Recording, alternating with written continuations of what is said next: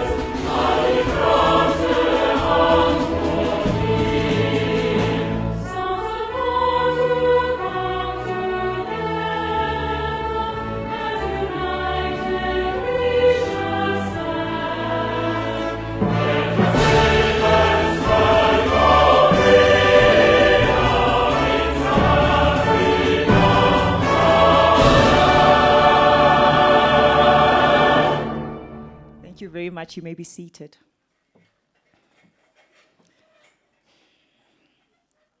Molweni, sanibona, dumelang, thobela, macheloni, aufsheni, lojani, goeiemorgen, good morning.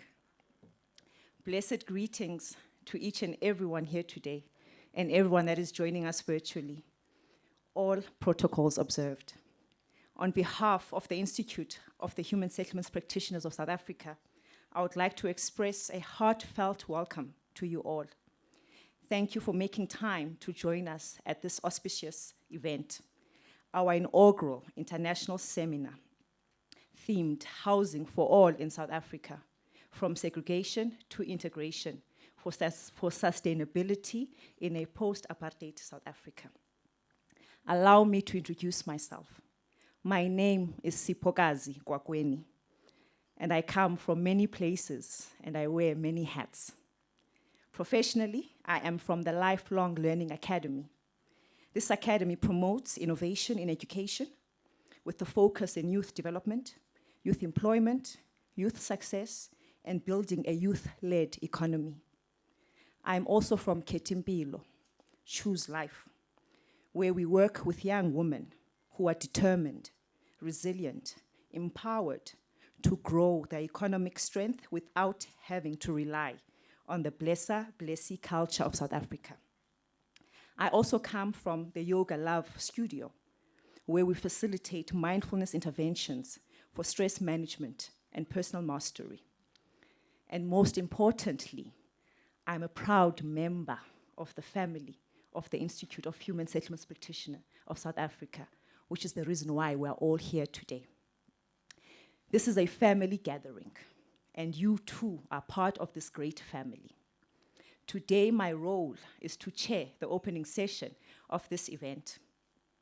This morning, I'll be introducing you to some of our family members. And before I introduce you to our family members, I invite you to join me in a moment of prayer, in a moment of silence, a moment of stillness, a moment of meditation. I invite you to gently just close your eyes if you're comfortable to do that. If not, you can keep your eyes opened. And as you join me, I invite you to just take a moment to acknowledge your presence here. Let us take a collective deep breath and a meaningful breath. And take this moment to greet your breath. Take this moment to acknowledge the presence of your breath in your body, bringing you life, life energy, life source, the stuff that keeps you alive. All life starts with the breath. All life ends with the breath. I invite you to take this moment to appreciate your presence here today. You have traveled far, you have traveled from near, and you made it here safely. Take a moment to connect with that place of gratitude within you. You are alive, you are safe, and you matter. Your presence here matters. You are part of the Human Settlements family. Each and every one of you has a meaningful contribution to make here today and tomorrow, and we do not take that for granted. Let us take a collective breath in pure appreciation for our collective presence and our effort to be here. We are here to learn, to innovate, to grow together in the human settlement sector. We are here to ensure that there is sustainable housing, thriving human settlements for all in South Africa. We are here to ensure that we move our country from a place of segregation to integration. Last but not least, we are here to make sure that there is adequate and affordable housing that leads to the benefits in health, education, and economic opportunities for all. Let us take one more collective breath as a commitment to what we are all here to do. You may open up your eyes. Thank you. Before I introduce the first family member of the human settlement sector, please allow me to share my journey of how I became part of the family of human settlements. I joined human settlements in 2004, and I was only 21 years old then. At that time, our family name was known as Housing, and our minister was Minister Lindiwe Sisulu. This is where I grew up professionally. I spent all of my 20s in the department, 10 years to be exact. And out of the 10 years, I spent 6 years with the team that was responsible for professionalizing the human settlement sector, which gave birth to this institute. At that time, professionalization was a big elephant in the room, and none of us really knew how to eat it. The late Archbishop Desmond Tutu once wisely said, "There's only one way to eat an elephant, one bite at a time." And that's exactly what we did. Ladies and gentlemen, I emphasize the word we. As we all know, it takes a village to grow something really meaningful. And that is why we are here. None of this work would be possible without each and every one of you here. You all have made a contribution which has led us to this event. Let us take a moment to honor those who were part of this journey, but now are no longer with us, our ancestors. Can I ask you to please flight that photo? And the one ancestor I would like to acknowledge and honor in this moment in time is Professor Kobus van Wyk, a gentle giant. Professor van Wyk introduced the very first bachelor degree of Human Settlements Development and Management at the Nelson Mandela University. It took him 20 years to see this dream come true. Professor van Wyk passed away 10 days before the first class started. While we were promoting and marketing the qualification, Prof once said to Tsulu and I, "One day, there will be human settlement sunflowers growing everywhere in South Africa." Prof, today we are here, surrounded by young and talented sunflowers of human settlements. In that photo, we were in Parliament, and this is when the president at that time in 2014 endorsed the degree in Parliament, and Prof was super excited to meet the minister. We now have 6 universities that are offering human settlements qualifications and short courses that are contributing to the development of the sector. Now, when a family loses a member, the family, led by its elders, comes together to provide support to the family to make sure that the legacy of the family continues. We have been blessed tremendously as a family to have many wise and experienced and passionate human settlements practitioners who have continued to support our family. These are practitioners who've continued to water the sunflowers and kept the professionalization legacy of human settlements alive. Most of them are joining us here today to share their knowledge, their experience, their wisdom, their support, their love, and messages of goodwill, so that we may all continue to elevate and grow the human settlements family. The first member that I'll be introducing to you today, who will be officially opening up this event, is Professor Sijekula Mbanga.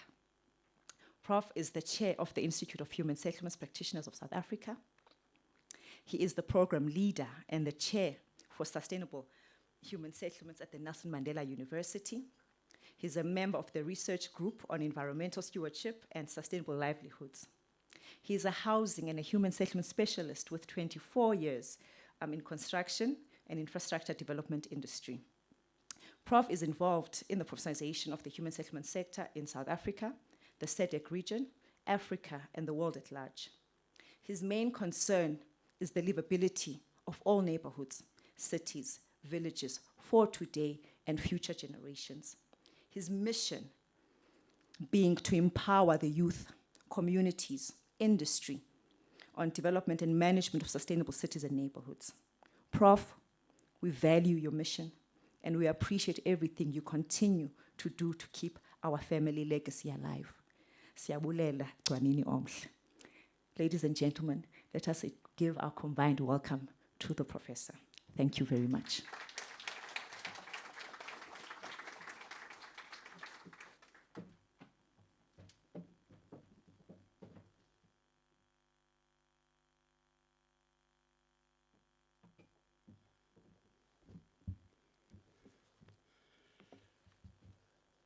Thank you very much, Program Director, Ms. Siphokazi Kwakweni, for that warm welcome to the podium.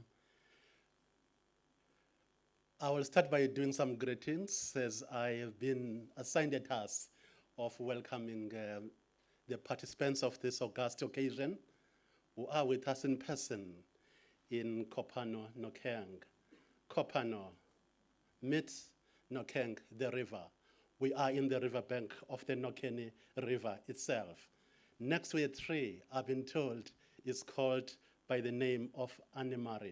When we were speaking in the evening with Andrea about a tree that is continuing to thrive deep in the water, and the sunflowers and the type of flowers that come out of it as the seasons change. I want first to greet the Minister of Human Settlements in South Africa, Honorable Mameloko Kubai, Deputy Minister Ms. Pam Tshwete, who will be joining us in the course of today, representing the ministry itself. The MEC for Human Settlement in the Free State Province, Honorable Mxolisi, the Executive Mayor of Mangaung Municipality, Honorable Councillor Mxolisi Siyonzana. Also, the speakers will also be speaking from different nations. I may just recognize the president of the Chartered Institute of Housing in the United Kingdom, Ms. Lara Oyedele, the president of the National Association of Housing and Regional Officials in the United States of America, Ms. Patricia Wells will be speaking with us also. The director in the regional office of UN Habitat in Africa, Mr. Oumar Sylla, who is also represented, will be speaking in the program of today. We do have also lined up in the speakers also the principal of the National School of Government, Professor Busani Ngcaweni, who recently tabled before the cabinet a national framework for the professionalization of the public service in South Africa.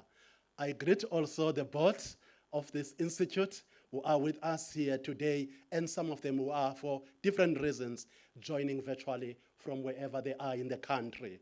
Also, the students of housing and human settlements in the country, who are with us, and others who are connecting wherever they are in the borders of this, across the length and breadth of this country, South Africa, a beautiful nation. We do have graduates as well. We do have also our friends who are connecting from different countries in this occasion. We also do have practitioners with us who are in the 3 spheres of government in South Africa and working on different portfolios in the 258 municipalities across the country. The social housing institutions, those who are under the umbrella of the National Association for Social Housing National, and those who are operating outside that umbrella, who are also participating in this conference. I further greet the private sector companies who are involved in recreating our urban and rural spaces for sustainability in South Africa, who would be involved in programs called the private development areas, the catalytic projects, who are part of that work of restoring the dignity of the people of South Africa as a private sector. The investors who have found it necessary to contribute to this country's effort to recreate our own spaces in the urban and rural areas in South Africa. All protocol observed, as would be said in our spaces. You are all greeted. I've been tasked by the board of this institute, having been introduced as coming from Mandela University, We Change the World, and where I'm also sitting or standing in a chair for human settlement, as have been introduced already by Ms. Kwakweni. I won't go into that. But I may simply say that as that university, we have sought not to be an ivory tower institution.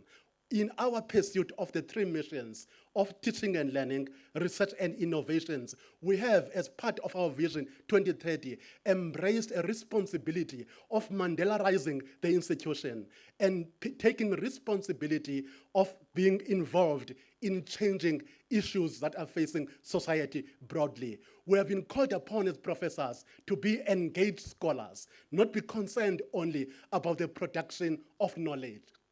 That is the university. That university and its operation has found resonance with the work of the Institute of Human Settlement Practitioners in South Africa, IHSP-SA, in terms of working for sustainable communities. It has therefore not been difficult for me to take that responsibility in IHSP-SA because there is a convergence of purposes. My task today is very simply, or this morning, or this evening, wherever you are connecting, is very briefly just to indicate why are we meeting in the river. Meeting in the river usually has got some nice connotation of it. It reminds me of something important in my life, that in fact, that is the spot where I met my wife, Buyelwa. It was in the river of the Somo, in what aid of Insigayati municipality. I think as we're cleaning over the hills and the valleys of that area, that is when that had found it necessary to agree to what I've been speaking to her over and over longer periods. There is something important about a river, especially with a tree next to the river. Thank you very much for joining us in Kopano Nokeng. Thank you to Senkep for making it possible for us to sit here as a family in Kopano to meet Nokeng, the river itself. This shall be a moment we'll always remember. The Institute board therefore said that let us meet in this solemn space for us as a nation to reflect on the housing and human settlements journeys of this country. From segregation to integration for sustainability. We are meeting here to do a bit of a reflection, taking a step back, I think, as practitioners and scholars in the country and abroad, to check what is it that we can learn from our own South African story of transformation as a democratic state. Take just a brief moment also to do that reflection together as this family. And within that, we'll attempt to proffer some directional solutions. We are not looking at finding conclusive solutions to the challenges facing humans in South Africa, but it is intended to trigger a conversation that is seeking to find solutions to these challenges that we are facing as a nation in human settlements and housing. That is the purpose of our meeting today. Therefore, this day shall be remembered along the Nokere River as that day when we took a moment to do a bit of a reflection of our experience as a nation, South Africa. We are today to be joined by speakers also from other parts of the global South and also the global North nations as well, who in their lives, career and personal lives, have also interacted with the South African landscape in the area of affordable housing, and will be sharing their experiences also based on their own experiences in the different countries, and what probably should we as South Africa consider in our journey beyond 2030. That is basically why we are here today. My last point before I descend from the podium will be to introduce the Institute itself, because something might be asked about why are we doing that as an institute. What is this institute that seems to be concerning itself with bigger questions of settlements, settling people in the country, of sustainability? What is this institute? Very briefly, the Institute of Human Settlement Practitioners South Africa is a professional association. It is a professional association that practitioners, professionals, graduates, students, teachers of housing and human settlements would ordinarily join voluntarily as an association. I will be making that very briefly. We are that association. It is not a public entity or a state-owned enterprise. It is neither a private company, PTY Ltd. It is not a government agency. It is not a municipality. It is just a group of people who are working in the space of housing and human settlements in South Africa, who have come together to take the baton from those who have initiated the process of professionalizing the sector in this country and lead that process. We are therefore that professional association which is open to students, which is open to practitioners, open to graduates to join, and also open to teachers of housing human settlements across South African universities. We also have got a membership which is open to international members who want to associate with this cause of human settlements and housing in South Africa. I will say very briefly, that's who we are. But then there are a fraternity of issues that have given birth to this association. Maybe those issues will need to be understood when we attempt to answer a question of why professionalize as an institute. As this institute, we believe that it has truly been necessary to put some formal structure to the process of professionalization of human settlements in South Africa through this institute. There are a number of issues affecting the sector. We recognize progress made by the democratic state to restore dignity of people in South Africa and improve their livelihoods. But we also believe as an institute that there are issues that needs attention as well to accelerate the agenda of human settlements in South Africa beyond housing provisions. There are few issues that needs attention. One will be the issue of the quality of the delivery process itself is an issue that triggers a need to professionalize the sector. Whilst the developments are happening, we also observe that there are issues related to quality that need to be looked at by a professional association and its members. There are issues related to the capacity of the state to deliver on the mandate of human settlements in South Africa. And within that, it is not only capacity as in skills and knowledges as would be produced by qualifications, it also includes the intangible requirements of capacity, the leadership for human settlements becomes an issue also to be looked at moving forward. As such as this institute, we also believe that maybe contrary to what seems to be said with the professionalization of the public service in South Africa, that parliamentarians, legislators, and councillors who are involved in human settlements may not necessarily be part of the professionalization journey. Differently, as this institute, we invite members of parliament in the portfolio committees, provincial legislatures, members of Committee of Human Settlements, councillors who are portfolio leaders and involved in human settlement committees to join us as this family, as we seek to address these issues collectively. It is our belief that that is how we should, maybe different from other professional councils who may not have seen a need to do that. We invited them. We are looking at signing them up in the months ahead as being members of this institute, such that as a family we come together and speak to these issues without one referring to the other who might not be around in the house when matters are being spoken to related to human settlements.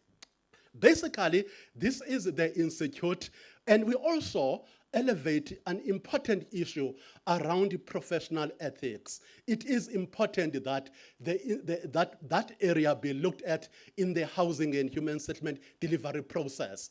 Issues of the appropriate behavior that is expected of professionals in the delivering of social services and also development of human settlements becomes an important issue in our journey. In this, we say very briefly that our members who will be joining, it is important for them and everybody else to understand that the issues of fraud and corruption in the housing delivery process, while they are looked at as issues of law and law enforcement, they are equally issues of reformation of character and ensuring that members of a professional association embrace values that will lead to them being trusted by society to carry the responsibility of providing homes and shelter to the needy in the country. We said it's not a function of only the law. It is also a function of resocialization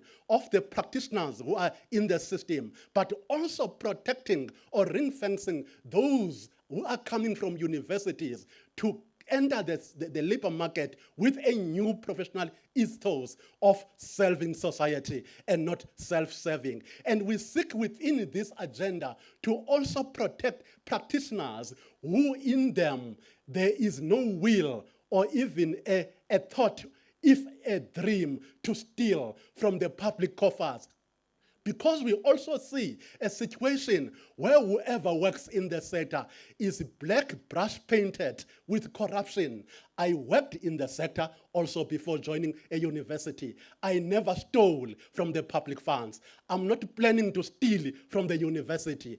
We do have pockets of excellence and in great numbers in different entities and provinces. People who are just serving communities and society, and they need their interest to be protected under this body. Because we believe, as I conclude, that a profession exists for that. Lastly, there are 3 issues that we are seeking to address with this program, in particular as it pertains to students and graduates. That one, for an occupation to grow and develop into a profession, it has to address 3 issues, which Schulman once made reference to in 2005 as 3 apprenticeships of professions. One apprentice is that of cognitive apprentices, learning to think like a professional. We believe that it is important that in the programs of this institute and this work, we ensure that those who come through our academic programs are taught on how to learn to think like a professional as a first apprenticeship. The second apprenticeship is that of a practical apprenticeship, learning to act like a professional. It is important that students and graduates are also taught, mentored and coached on how to act like a professional in a professional body. And the last and important one as well is that of moral apprenticeship. Thinking and acting in a more responsible manner is a function of professional bodies, which this institute is beginning to embrace as its members join. It cannot be left to the hands of law enforcement agencies to deal with acts of corruption and fraud. It cannot be that professional associations and councils in the built environment and other sectors are only concerned with other cognitive issues related to professions. It is equally their responsibility to ensure that the members of these organizations act and think in a more responsible manner.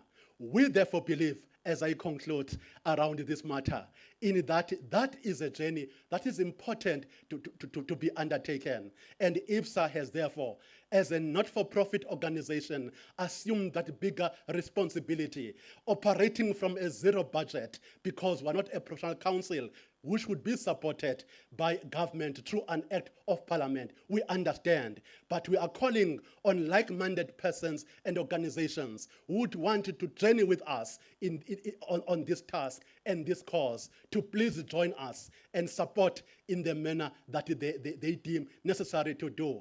As we've seen also in this event with the National Institute of Humanities and Social Sciences, the South African Convention Bureau, the National Housing Finance Corporation, and the National Department of Human Settlements, resourcing the possibility of us meeting next in the riverbank of Nokeni and next to the Animari tree. The name of the tree is Animari. We are inviting you to join us and to provide whatever support. So therefore, this session is also about fostering strategic partnerships where possible for us to journey together into the future, as it is equally about learning on how different nations in the global south and north are dealing with matters of professionalization. Everybody is welcome to participate over the next 2 days. And on behalf of the board of the Institute of Human Settlements, I descend and also declare this ceremony welcome. Thank you very much.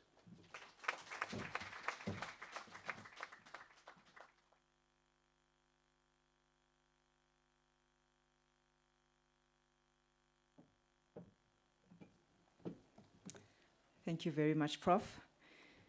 As we're all aware, and Prof has mentioned this, that we are hosting and having this international seminar taking place in the beautiful Free State province. And it is only important for us to also hear from our family members from the Free State. Joining us virtually is the member of the Executive Council of Human Settlements in the Free State province, the Honorable Mr. Mxolisi, who is also a member of the legislature in the Free State province. We are happy and very grateful to have you join us, MEC. Thank you.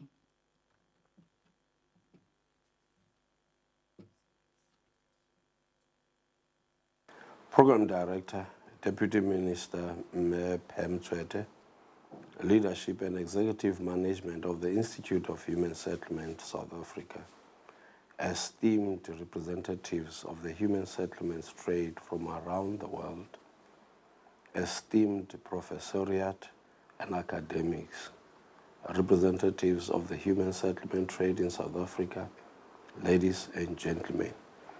It is indeed a great privilege and honor to be asked to welcome this diverse and well-endowed audience in terms of social capital that boasts such important role players as human settlements practitioners and other stakeholders and partners in this value chain of outcome 8 of our National Development Plan here in Mangaung.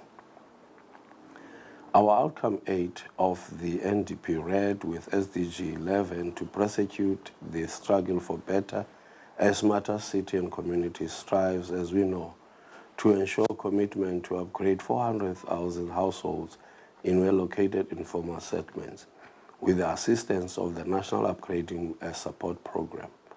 The emphasis on affordable rental accommodation and the mobilization of well-located land. This goal, by its very nature, is huge, bold, and scary. Huge because of the immensity and complexity of the phenomenon that is sustainable human settlements and the underlying challenge of destitution, poverty, inequality, and unemployment. Bold because it is a goal that we set ourselves. in the midst of scarcity of resources and risk of mismanagement of allocated resources towards specified projects, and scary because no one quite knows what will happen tomorrow. And yet as humanity, we remain imbued with optimism. Such was the case with the 2020 COVID-19 pandemic and other persistent ones such as climate change, energy crunch, and the crisis of unemployment, particularly among the youth. Your profession demands of you to become the ultimate problem solver with solutions that are rooted in the lived experiences of our people and thus avoid cookie-cutter approach that pretends to be the urban calibrator and diagnostic tool of all times. On the contrary, the unique nature of the socio-economic and socio-political realm within which you operate demands that as managers, you possess an intimate knowledge of the actual situation, innovate and possess mastery of smart ways of handling things that happen over and over again in similar situations. In this very important conference, we are asked to focus our thoughts and energies on the theme Housing for All South Africa, from segregation to integration for sustainability in a post-apartheid state. Without a doubt, the urge to integrate either two segregated communities means that not only must we be mindful of and draw on all our emotional and psychological resources to be clear enough in our hearts and minds about the nature and extent of apartheid colonialism and anything and everything it has bequeathed to us. Cognizant of my brief to welcome you in this recorded address, I would like to say to you, notwithstanding a sense of distance and time that separate us, I wish to convey my sincerest appreciation for your kind consideration to invite me to welcome you to Mangaung, the birthplace of the African National Congress and the seat of our Supreme Court of Appeal. In this city, from Botshabelo to Botshabela, Batu to Tabanchu, there are countless souls that count on you. This wonderful audience, too, in theory and practice, attend to their cry for shelter and dignity through coherent action. For our part as policymakers, we vow to partner you every step of the way, produce shared experience, shared vision, shared responsibility, and shared leadership and management of resources, because policy is embedded in politics and politics is embedded in policy. This, of course, is not the same in magnitude and populate mass, but one challenge that is daunting anyway. I count on the individual and collective intellect gathered here in this room to think like women and men who not long ago thoughts of science fiction, and yet today many of those thoughts have morphed into reality. Such is the power of imagination, which, if untrimmed, only the bold, innovative, and futuristic will dare to exercise in the betterment of people's lives. You are most welcome. Enjoy the hospitality of our people and our beauty of the city, and most importantly, help us reimagine, interpret its spaces and infrastructure so that it can become truly an African city with a soul. I thank you.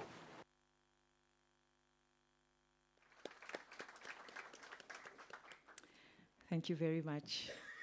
So I guess that is also part of the proof of how blessed we are to have such bold and very positive, very supportive members of the family. Now, ladies and gentlemen, this is an international seminar. What that means is that we are part of a global community of human settlements. It means that we are also international. We have a family overseas, and there are 2 joining us here virtually. And thanks to technology, we can now keep the family connected and the family connections alive, because we are no longer limited to just geography. So this morning, we have some international family members who will be sharing messages of goodwill and support. And we'll start off with a message of goodwill from the president of the Chartered Institute of Housing in the United Kingdom, Ms. Lara Oyedele. Thank you. Good morning, everybody. So sorry about those technical difficulties. I haven't had my breakfast yet. Thank you so much for inviting me today. I'm very honored to be a part of this very important event. I'm also very honored to share with you that I have a first in the UK as being the first Black female president of the professional body for housing, which is called the Chartered Institute of Housing. And a lot of what the previous speakers have said resonates with what we're trying to do in the UK. So if you just give me a minute, I want to share some slides with you and just share some interesting observations with you. I'm going to take you through my personal journey, and then you understand why I'm working in housing and why I eventually became the president. Thankfully, my peers voted for me to be the president of the Institute of Housing. So this is just a quick, this slide just quickly just goes through my life story. So when I was 19 years old, I became homeless and I was what we call a rough sleeper. I eventually got a flat from the local authority and then was able to finish my education and go to do a journalism degree. And then after that, I decided that I wanted to be someone that helped me, someone that helped other people like me that were homeless. So I decided to study housing at the London School of Economics, worked in all sorts of housing organizations, homelessness organizations, local authorities, housing associations, of which we have many in this country. And eventually I became a CEO of a housing association in 2006. After my stint as CEO, I decided I wanted to see if I could be a bit innovative in how we provide housing in the UK. So I started my own little, it's very tiny, housing organization to provide affordable homes. And I'm still working on growing that. A year later, I joined a homelessness charity because I remembered my experience of homelessness many, many years prior. And I still work in that charity today.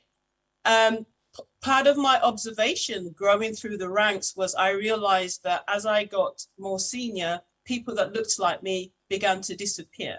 I sit on a couple of boards, and because of my experience, I decided that I wanted to help other Black and brown and non-white people to progress in their careers and aspire to be board members. And that's why I set up a company called Black on Board, and that was in the midst of the Black Lives Matters campaigns in 2020. And this year I became president of my professional institute. So I'm letting you see this so that you appreciate my history and why I am where I am today. I am a product of social housing. Social housing saved my life, and housing is very important. This is like a very obvious thing to say, but without housing, there's so many other aspects of your life that you cannot do. In my case, I wasn't able to continue my schooling, and because I got a home, I was able to go back to school. You cannot have a relationship, you cannot accumulate shoes, your mental health is at risk, so many other things. I'm very, very passionate about housing, and that's why I'm really pleased to be here with you today. This slide, I'm not going to go through it. I just thought I'd give you a quick overview of some of the housing challenges in the UK. Many of them I'm trying to make a difference in. The key thing I wanted you to take from this slide is I'm very passionate that in order to provide affordable, decent homes for the majority of people, state intervention is a must. The market does not do that successfully. The market only cares about those who have money. Most people don't have money. So I'm really, really passionate about that. And I'll talk about the second point really briefly, which is about professionalization. Professionalization is never done. It is never achieved. Well, it's never complete. It's an ongoing process. As soon as you get used to one way of doing things, times change. And that's why it's really important to have a professional body, and also why I'm really pleased to be part of this discussion today. The Chartered Institute of Housing has over 22,000 members. Majority of our members are based in the UK, England, Scotland, Wales, and Ireland. We have a branch in Canada and Hong Kong and China, to be interesting enough. And part of the work I do at the moment, as a president, I'm able to have a campaign, raise money for a charity, and try to make change in the sector. So I'm going to show you a slide, and I don't know if any of you recognize who these people are. I don't know if this is interactive. Someone can put it in the chat if they think they know who these people are. This is a cross-section of Londoners that is very familiar to anyone that has been in London. London is diverse, full of people from all over the world, a remnant of our colonial history. I don't know if there's anything in the chat, but these are the faces of people that died in Grenfell. You will all have heard of Grenfell. It's one of our biggest social housing disasters in this country. And the reason I'm showing you this is to say how diverse the sector is. However, the next slide, I hope you take a second to take this in. This is a slide from Grenfell inquiry that finished last week.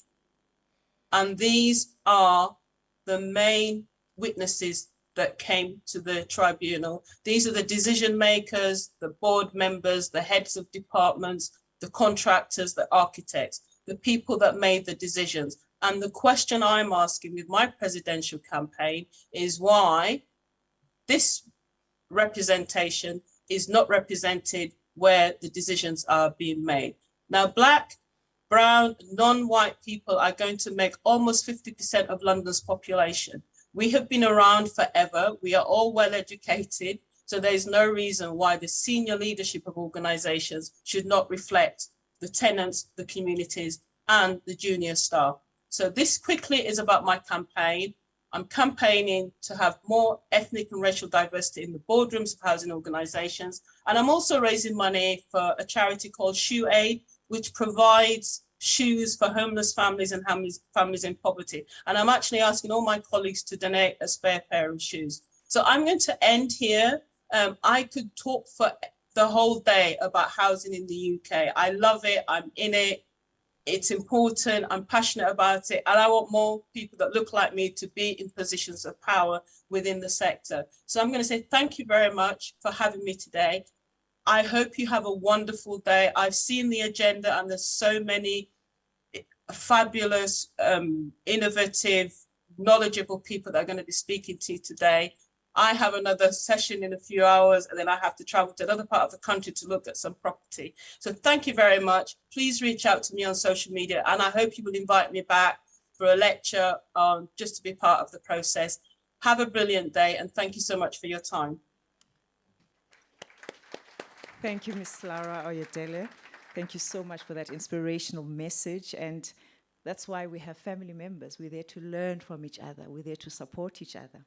And up next, joining us virtually, will be the president of the National Association of Housing and Redevelopment Officials from the United States of America, Ms. Patricia Wells. Thank you.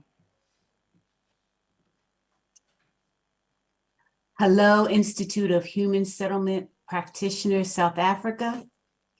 I bring you greetings from the National Association of Housing Redevelopment Officials, also known as NARO, whose offices are located in Washington, D.C. in the United States of America. I am Patricia Wells, and I have the honor and the grace of being the national president of NARO. And like my sister who just spoke before me, I'm the first African-American president of this 85-year-old organization. While our offices are in Washington, D.C., we represent over 19,000 associate members who serve over 8 million families by providing subsidy and managing 3 million homes throughout the United States. And in those homes, as I mentioned, are children, elders, families who have dreams of living quality lives, dreams of living in vibrant communities, dreams of being able to advance their family's well-being through education, through great healthcare, nutrition, through being able to advance in their careers, through being able to be collected in a safe, warm environment. And so we share, like you do, a desire to make sure that every human being, every person in our space, and our space, I'm including you, across this beautiful globe, can access quality, affordable housing that is inclusive, that is welcoming, that is safe, and allows us to be part of vibrant communities.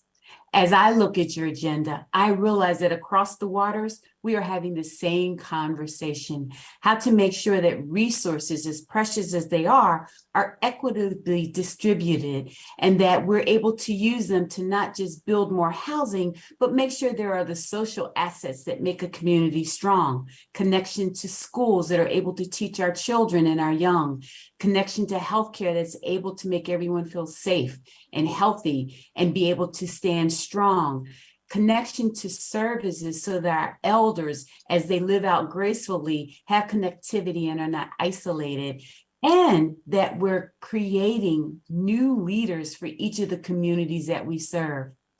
In your room, I am so thrilled to see so many young people, because as the professor said in his official welcoming of today, we are the future when we are focused on our young. And I am so grateful that so many students, practitioners, and volunteers are joining you in your convening these next 2 days, as we, in our convening that we have on a regular basis, are hoping to inspire a desire to be part of our global community and our global effort to make a difference and to make sure that every soul, every heartbeat is able to have a place that they can call home that is affordable and of quality. We have our work cut out for us, my family, and that is because the resources are limited. And there is not always representation in every room, but the fact that you're working on it there and we're working on it here means we are holding hands across the waters. And that means we will succeed in making sure that the work that we're doing, the conversations we're having, will result in strong policy, result in better partnerships and collaborations in each of our spaces, will be heard by those decision makers who make the decision on where the resources and the funding and the quality services go. And that not only will we establish new policy, but we will facilitate active ability to actually create affordable housing and vibrant communities across the globe and within each of our individual communities. I am so grateful to be a part of you today virtually and look forward to an opportunity to join you in person. I am grateful that I have been introduced to your wonderful organization by my sister, Miss Elizabeth Scott Glenn, and I'm hopeful that not only will you have a vibrant, innovative, and engaging discussion, but what comes out of it today, you can share with us, we can share back with you, and we can collaborate on how to make a difference and how to succeed at our mutual desire to make sure that every child, every elder, every young person, every family has a safe place to call home, and that this vibrant community that we envision will be worldwide. Thank you, and congratulations on your convening today. Thank you very much, Ms. Patricia Wells. I don't know about you, but I think we really have a beautiful family. And it's a family that's led by amazing women and young people. And again, let's continue to introduce the rest of the family members from overseas. Next up, we have the chairperson of the USA-Africa Collaboration, Mrs. Elizabeth Glenn Scott. Thank you. Sawubona. Good morning. Sawubona, Mama. Good morning, my colleagues, brothers, sisters, friends, and global family. I bring you greetings, goodwill, and congratulations on behalf of the US-Africa Collaborative Inc. We are a network of dreamers, practitioners, academics, and beloved community members. We are learners, teachers, experts, students, professionals and believers in sustainability, resilience, inclusion, and equity. We believe in lifting the diaspora through cooperation, synergy, and visionary approaches to building the human settlement industry, and in building human settlements rich in respect for the humans that make them home. Indeed, we believe that without humans, these places would not even be home. We offer you our sincerest congratulations on putting together a stellar event with exciting, thoughtful, and knowledgeable speakers, a timely theme, and a focus on strategic resource mobilization and a robust membership drive. I want to personally extend my acknowledgements of the contributions of the Board of Directors of the Institute of Human Settlements Practitioners, a dynamic and impressive group led by my dear brother, Professor Sijekula Mbanga. I have had the privilege of working with him for a number of years. He indeed is a founding member of the US-Africa Collaborative and is an invaluable partner. He is like many of our members, dreamers, with the power and passion to dream and implement the collaborative vision. I must also acknowledge my brother Lawrence Ramshamoli, who was my first dynamic contact in South Africa. He, in many ways, is the impetus of the US-African Collaborative. I also cannot forget to mention Pando and Tito, Brendan Boyce, and Watu Natuli, all voices that have had a tremendous impact on the growth and development of the US-Africa. And while we are young, we are ambitious, and much like you, we are looking at how we harness and leverage our resources, in particular our human capital, to drive an agenda that is powered by humans. The theme of the conference, Housing for All in South Africa, from segregation to integration for sustainability in a post-apartheid state, is also a call for action. As you pursue your 5-year plan advocating for systematic systems in the professionalization of the human settlement sector, promoting higher standards of ethics, service, and client care, and fostering close working relationships with national and international partners. These are efforts that intend to show that the problems that you face, dear family, is faced across the globe. These matters resonate all over the continent, all over the US, and all over several countries. They indeed resonate strongly in the US, where we are experiencing a housing crisis and a severe shortage of decent, affordable housing that goes beyond simply shelter, but provides equitable access to opportunities, education, healthcare, employment, early childhood education, and transportation. The shame, the very shame of wealthy nations around the world is that they are home to 75% of the world's people living in poverty. The problems of unsheltered people and the criminalization of homelessness reveals the need to help elevate all people from poverty and lead them to more healthy and productive lives. I just recently had the privilege of listening to Madam Motley, the Prime Minister of Barbados, and she talked about how we as a global family must work together to lift people out of poverty. And in doing so, we will lift all boats. She in particular spoke about the power of harnessing the voices of women. This is incredibly important because a global family needs women at the table. And ladies, I say to you, if there is no table present for you to sit at, bring your own table to the discussions.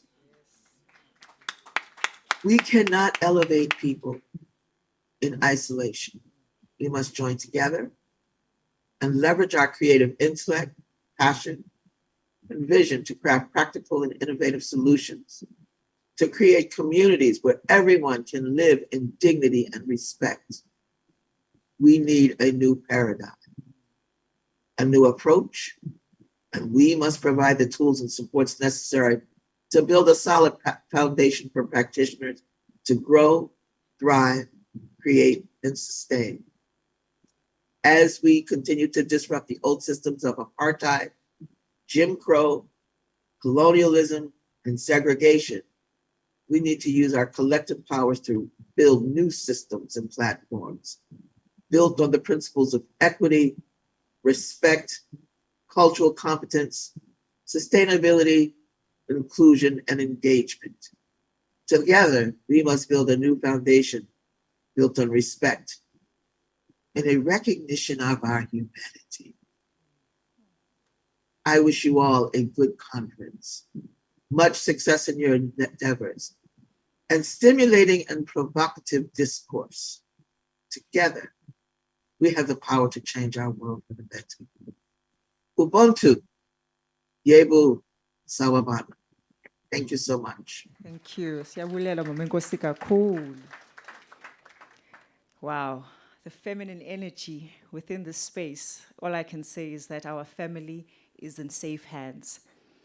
Next up, we have the Executive Director of the UN Habitat Regional Office for Africa, Mr. Oumar Sylla, who will be represented by Susan Araka. Thank you. Okay, good morning all.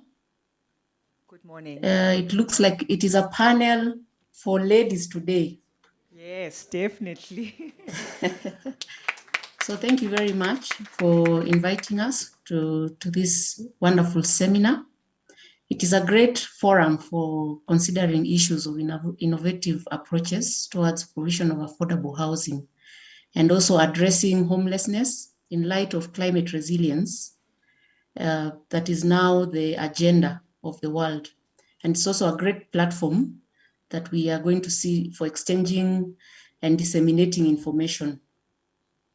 The UN Habitat is mandated by the General Assembly to promote socially and environmentally sustainable towns and cities with the goal of providing shelter for all.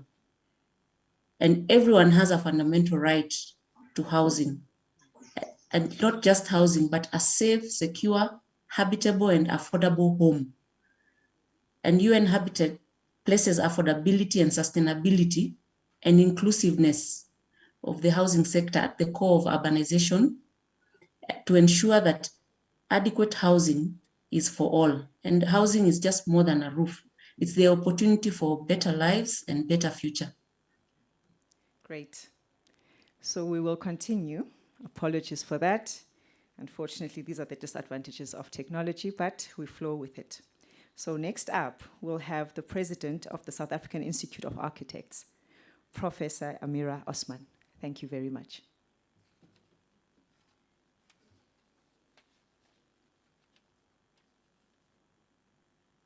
Hello, everyone. My name is Amira Osman. I am Professor in Architecture at the Tshwane University of Technology in Pretoria, South Africa. I also hold the position of Research Chair in Spatial Transformation. I am really sorry not to be with you in person, but I hope I can share a few thoughts with you and hopefully get to engage with you on other occasions. I'm going to take you through a few slides. So I'm going to start with two provocations. The first one being a question: are smart cities a dumb idea? And hopefully by the end of this presentation, you'll understand why I make that comment or question. The second one is something I believe in very strongly, is that the best house unit, perfectly designed and constructed, well insulated, solid, beautiful, weather and fire resistant, climatically appropriate, comfortable and economical, will not solve the housing problem. That doesn't mean it's not essential, but it will not solve the housing problem. And I hope to explain why. I believe that buildings are social constructs. Buildings help mediate between individual aspirations in a built environment and collective aspirations. Buildings are incredibly important in defining public space and defining public streets. So for me, buildings as edges in the urban context are incredibly important, as demonstrated in here some of my students' work, but also some of my own work on housing over the years. In one of these images, you'll see that there's also an issue around ownership and control and use, which is incredibly important to resolve when we are dealing with residential architecture in urban contexts specifically. These are a few more examples of projects I've been involved in over the years, which show where we have identified gaps in the urban fabric and where housing could be inserted as part of mixed use environments rather than monofunctional environments. This is another example where we have tried to conceptualize buildings as edges, as mentioned earlier, buildings as active edges on defining urban streets and defining urban space. And over the years, we've actually tried to promote the idea of a wall tax where we believe that the more meters of wall you have, the more you should be taxed, but also to have incentives in place where if you make long blank walls active walls, where these walls become multifunctional, providing an ideal location for social government subsidized rental housing and other social and commercial functions, then there's incentives for you. And in that way, we create what we refer to as livable streets. So over the years, another thing we've done is we've looked at existing housing projects and we've critiqued those and tried to see how we could better design them for adaptability and long-term relevance. I truly believe that some of the building stock we are producing will actually become redundant because it's not designed and built in such a way that it can allow for constant transformation over time. Be that if it's for individual users or individual residents or individual ownership, people's circumstances change over time, and whether it's for social housing institutions that own a lot of building stock, which also needs to adapt to changing market demands over the years. So one thing that I also speak about a lot is the power of space. I believe that space has power, it is political, it's not neutral, it has meaning. Because space tells us if we're valued and are we important and do we count. I believe that space in South Africa has been used in such a way to exclude, humiliate, intimidate, and anger, as we saw and continuously see with riots and protests in South Africa. Someone many years ago said, create inhumane environments and people will respond likewise. There's not enough time in this presentation to take you through all of my thinking in this regard, but I would like to direct you to a few podcasts that I have, this particular one on space, race, and spatial transformation, having the courage to address complex issues. And after the riots in South Africa in July 2021, I also wrote an article for the Mail and Guardian called Crisis is an Opportunity to Heal South Africa's Divisive Spatial Geographies, where I actually articulate a lot of these ideas in more detail. On my blog as well, on my website, you will find an article called What Does Transformation Look Like? And I hope that some of you will be able to visit those contributions that I've made. So to conclude, I'm actually going to just reflect back on my first slide, my provocations.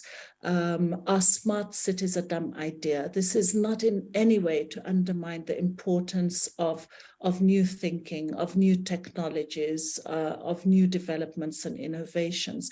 But can we harness them in such a way so that they are truly serving us, serving people, serving cities, and so that they are more humane in the way that we use them. So I really want us to reflect on that. And the other thing, the individual unit needs to exist within a functional environment, functional neighborhoods, functional urban precincts, and functional cities. And that's the only way. If we get the densities right, we get small business development right, we also get better functioning transport interventions and so on. So it's incredibly important to reflect deeper on those. And I just conclude with an invitation to reimagine the African city as a livable city and as a lovable city, where it is equitable, beautiful, and functional, has diverse opportunities, offers people a chance at improving lives and livelihoods, and where it also resonates with many people over many years, accommodating and embracing diversity, choice, and change, embedded in context in terms of culture and climate. Thank you so much.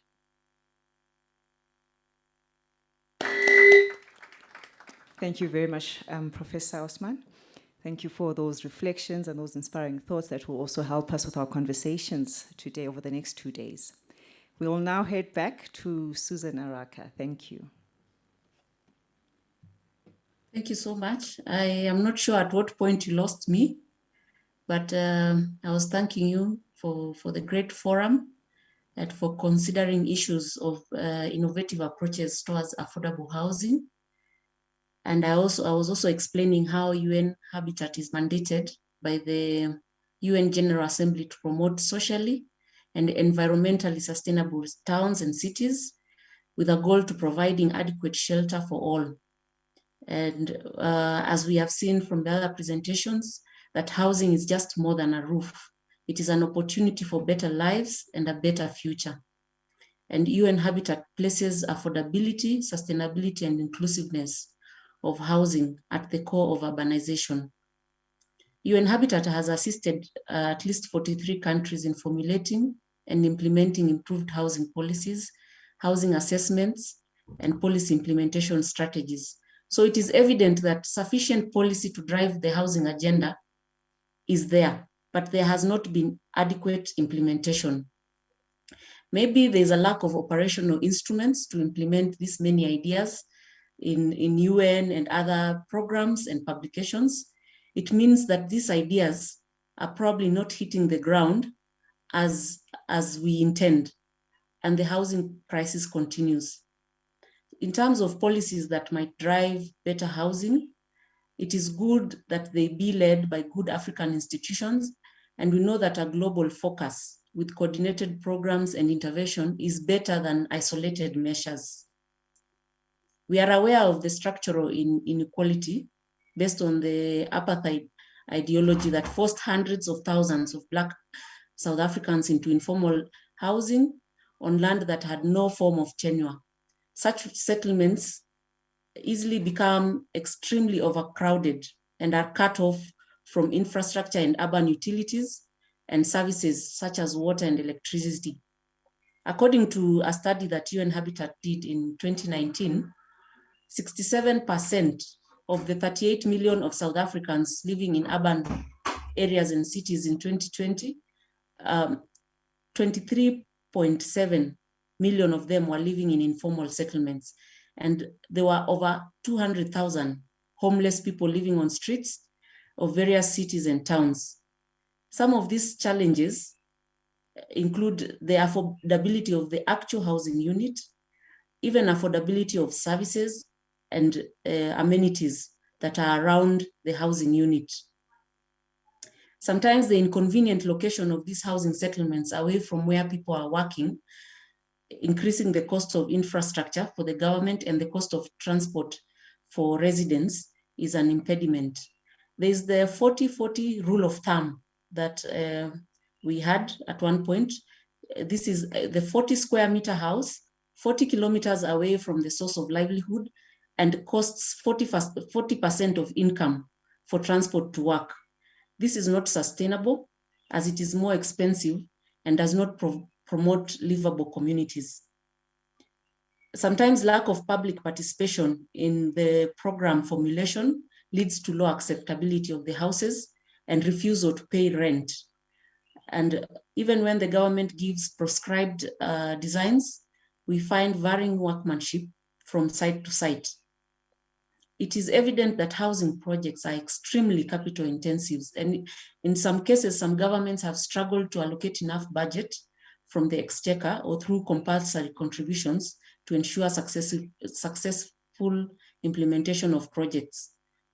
There's need for the government to play a facilitative role and provide necessary incentives to financial institutions to help lower the mortgage interest rates. For instance, Kenya, Uganda, Tanzania, Nigeria, Cameroon, and Ghana have interest rates that are over 8%. So, and most of them are from commercial banks, which cannot be afforded by majority of the population.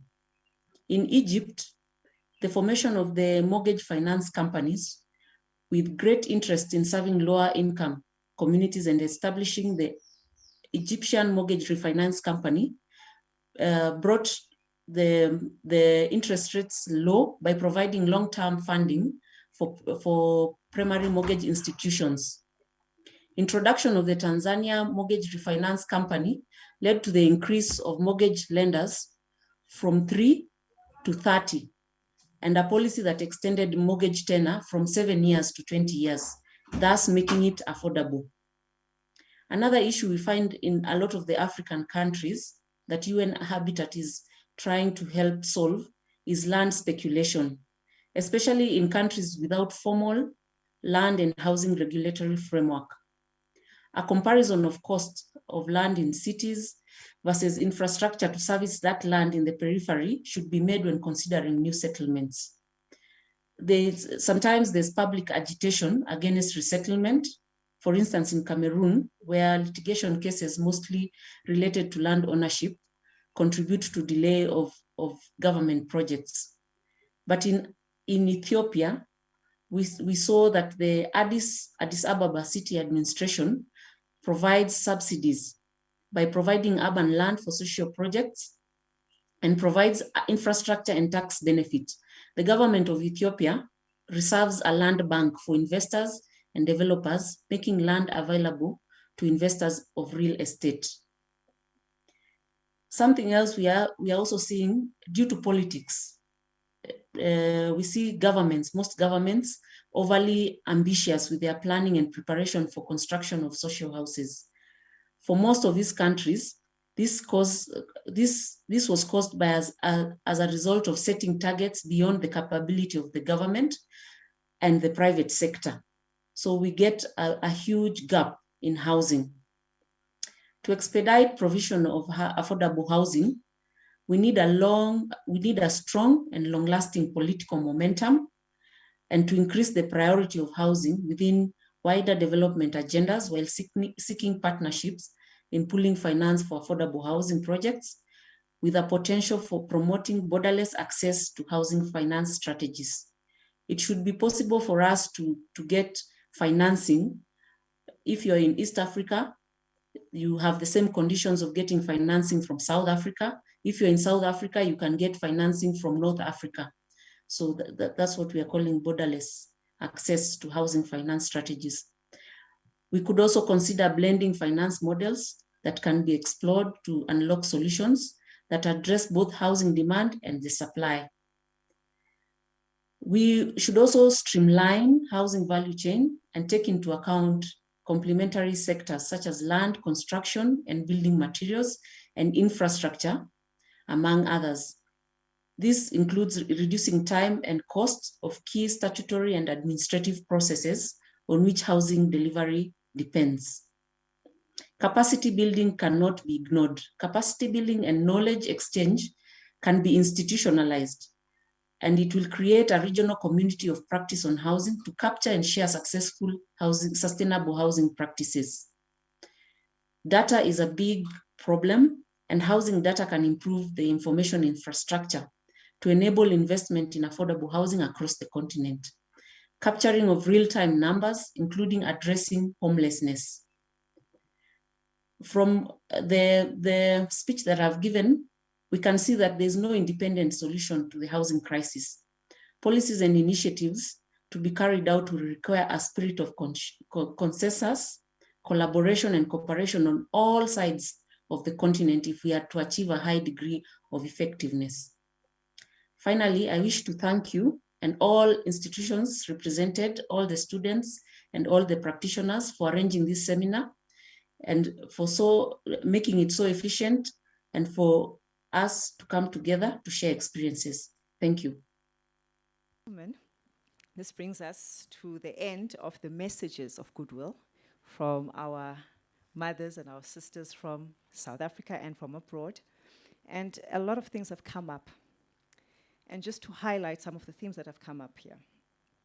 Obviously, we've noted the woman in the panel. And I must say, this is very refreshing. I've been part of this family for 18 years, and I must say it's the first time that I've seen a lot of women represented within the space of human settlements. So that is already a big tick for us. Young people, youth, as we all know. Thank you, Prof. Thank you for that. The second one is youth. I'm very passionate about young people. I work within the youth development space, and that's all I want to do for the rest of my life. And South Africa, 65% of our population is made out of young people. And I've always said within the board, if we just focus on the young people, that's all we need to do. It's all about partnership. It's all about collaborating. It's all about shared resources. It's all about innovation. It's all about changing the narrative. And already, just by seeing the panel, already by us being here, we are in that process of changing the paradigm. We're in that process of changing the narrative. It's all about capacity development. Professor Osman has mentioned, what does transformation look like? What would housing that is not segregated and integrated look like in South Africa? I invite us now just to take a moment to reflect and to really think about what has been shared with us here. We've got some time before we have the next speaker, and I'm going to invite any comments, any input, any questions from our audience. Thank you. Please don't be shy. This is definitely not a one-way conversation. This is a family conversation, and we're all here to contribute, and we really would love to hear from you. Thank you very much. Before I even get to what I need to get to, let me first check my time. Good morning, everybody. Good morning. I have just, I'm not really sure how to structure this one, whether it's a question or a submission. Prof. Osman made a very interesting point with all that she touched base on. And I'm coming in as a youth member within this battle, which is very demanding. She speaks of what would transformation look like if we were to win this battle. Now, my question is, if we are to talk about affordable housing, does this only speak to affording this house with no land to perhaps be involved, get involved in an economic freedom, in a manner of, for instance, getting land enough to produce something, because we've got something that is really approaching us, which is security. So if you are going to give, as the government, if you are going to give me as a South African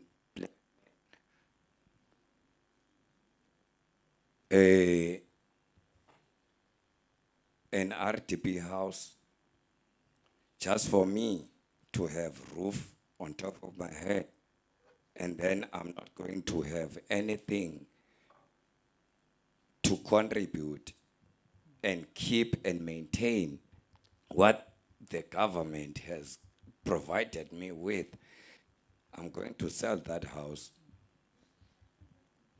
What me? I'm going to sell that house. So what are we doing to avoid this from happening from time to time? What are we doing to avoid this from happening from time to time? Because I said earlier on in my opening that we seem to be fighting a losing battle here.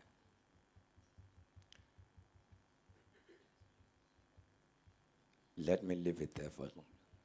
Thank you. Thank you very much. That's a very, very critical question. Are we fighting a losing battle by giving housing where people are not even able to sustain those houses? Thank you for that. Any other input? Any other hands? Any other comments? There's a hand over there. Okay, thank you very much. Yeah, mine is just add up a question to the gentleman there. And it was going to be more interesting if the Department of Human Settlement was also here, because this is something that we once raised during the 4IR summit, just to say, how do we ensure sustainable human settlement? Can we just drift away from delivery of housing or social housing or affordable housing, self-help housing, whatever term we can use, to a more sustainable human settlement? This is because of the concern of how the provided housing by the government, it's disposed, you know. No one can maintain. Do we have a policy that says, that goes hand in hand with the housing that has been delivered currently, to say this is the maintenance plan for the next 2, 3, or 4 or 5 years? And if not, as an academic, we also wrote a couple of papers on how do we then servitize such human settlement. So it's something, if you're interested in, we are willing to share a little bit later. Thank you. Absolutely, thank you.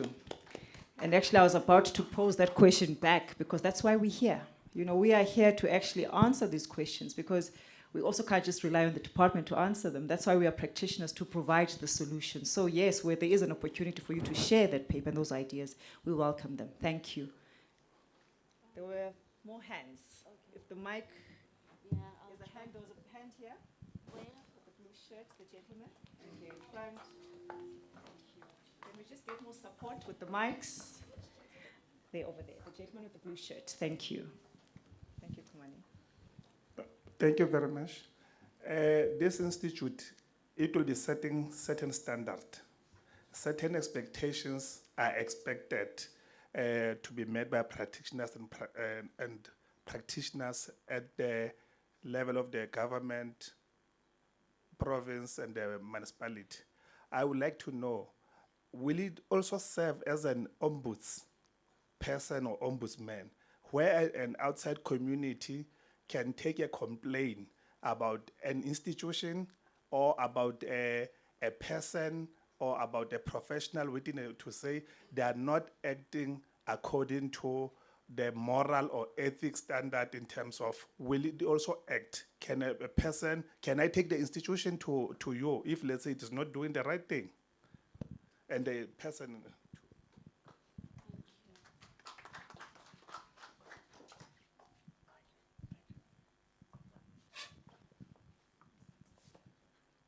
Thank you. The gentleman that spoke about an RDP house and no plan or maintenance or no specific income. If you look at 1984, when the President Nelson Mandela appointed Jane Naidu as a minister without portfolio, the RDP process is absolutely different to the one applied today. The RDP program has forgotten people. Minister Angie Motshekga, every year when the school is finished, she'll stand and say, there's 74.36% people that passed mathematics and science. And it's 0.14679% better than last year. What she doesn't understand, that whether you pass mathematics or science means absolutely nothing when you leave school. So by giving somebody a house does not mean that they can sustain themselves. So if you ask Angie Motshekga, and you can Google Maladi Angie Motshekga, she was interviewed and a question was posed to her, and she said, and it was asked to her to say, what would happen with children that apply for university and there is no space? And her answer was, I wish I knew, as a minister. So she said, in a sense, her job ends at basic education. After basic education, then it is Bladen-Zamande's problem. But we need to look at South Africa holistically. It cannot be giving somebody a house and then the minister says, this year I've delivered 61,400 houses, because then it becomes like an Angie Motshekga answer, that we've delivered mathematics so much percentage. We have 12.5 million people unemployed, and we have 3.7 million house backlog. Why don't we connect those two and make sure that when you get your house, you don't have to sell it? Thank you. Very powerful inputs. Thank you very much. Good morning, everyone. I would just like to make a submission to the first question or submission to say, I think for me, what I'm hoping for from this particular seminar is that we get to a point where we actually have a more inclusive type of approach that actually will involve people beyond human settlements planning and so forth. I mean, with his position, he's speaking from the delivery of housing and how people are not able to actually, maintain these houses. But this obviously has other implications. It has access to education. How do we then provide education in those communities? How does SASSA come in to provide social welfare grants? How does Department of Social Development make sure that there's accessibility for people of different types of conditions and so forth? And at which point will we move to a point where human settlements gets the same expression as planning has through SPLUMA, where you have an act that will say, in order for you to say you have a sustainable human settlement, you have to make sure that each and every sector department has been equally considered within that particular development to ensure that it creates a more inclusive habitat or environment to actually uplift the livelihoods of people, through agriculture and all forms of other sector departments. So I believe that in forums such as these, we have to actually start inviting more people in other sector departments to make sure that they actually come to listen to what's happening, because as soon as you're operating in a silo, you provide a house for people within a secluded environment or on the edge, then it ends up becoming an issue for social development. It becomes a health issue, it becomes something else. But if we were to all sit in one room and make sure that all the sector departments all contribute to this whole thing of human settlements and have human settlements as a backbone or the skeleton of development, I think will actually move a step further. Thank you very much. Thank you. And that's why we are here. It is to start those conversations. I see, is there another hand? We'll take one more. We are running out of time. So we'll just take one more. Hello. Hi. Yes, thank Sorry, you. Conference Director, do you mind if I Not just a problem. Yes, add please. my little bit? Yes, please do. And I just want us to, and I'd really like to reflect on what the first speaker had brought up. And I also want us, and I see around us all these lovely young sunflowers who were nowhere during 1994 and before then. Some of us might be a bit older, but then, all these millenniums who came to us and who have all this promise of all the wonderful things that the 1994 democracy promised us. What did we say? And a lot of that was dependent on, and let us go back, first let us go back to the Freedom Charter. What did the Freedom Charter say to us? 1955, there shall be houses. And that was the promise of that first government in 1994. You will have a better life. That is what was promised. And I can tell you that it has been such a difficult journey. It has not been easy because we started off, and if we go back to 1993 and 94, we started off with a huge backlog of 3 million homes with a minimum budget. We then went on, and over the years, we still have a backlog. But what is it that, and I must first of all say to you, I'm no longer in government. I don't work in government. I'm retired. So I'm out of that formal sector. But I honestly believe, and I'd really like you to take it with the kind of spirit that I'm putting over to you. I'm saying that there is such a will to ensure that people are housed. And of course, along the way, there are people who are not as concerned about, and Prof spoke about that at the very opening, what he says, you've got corruption. But then there are so many people who are not involved in that, but who really will really want to provide housing and human settlements for all the millions of people that need them. And I want you to understand that and imbibe that, because that is the ethos of so many of our people who work in government and who are able to or want to try to provide that. There are challenges, yes, of course. We've all seen those challenges over the time. But I really want you to understand that the thinking and the need to provide those houses will come across to you, and you heard the MEC of the Free State actually put that across to you. Because as an MEC, he understands that people in his province need homes. Every single MEC understands that. But unfortunately, it is not the MEC or the minister who lays a brick. It is not even that person who works in government who lays that brick. It is the private sector. So we've got a whole range of people in this value chain who bring houses to our people. And it's very important for us not to lose faith in that. The way to say people are not going to sell their houses, you can make a law. There are laws in which we're saying there's a preemptive clause which says you will not sell your house. But if somebody comes to you and says, look, here is 10,000 Rand or 20,000 Rand, and it has happened where people don't realize the value of that asset, that it is a house that they could use to go to the bank and say, look, this house is now mine. It's a government subsidized house. It has equity, it has value.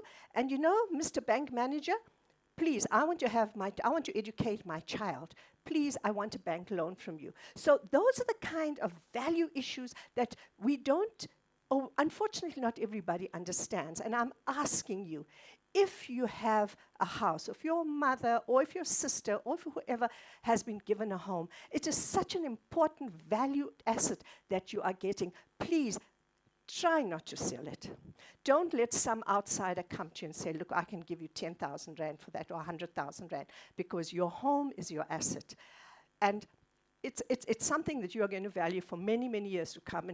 And it's not a big thing, it's a small thing, but it's a start. When there are millions and millions of people who still need homes, I can say to you, I understand that they are, that government is trying. I just want to make one other point, if I may, Conference Director.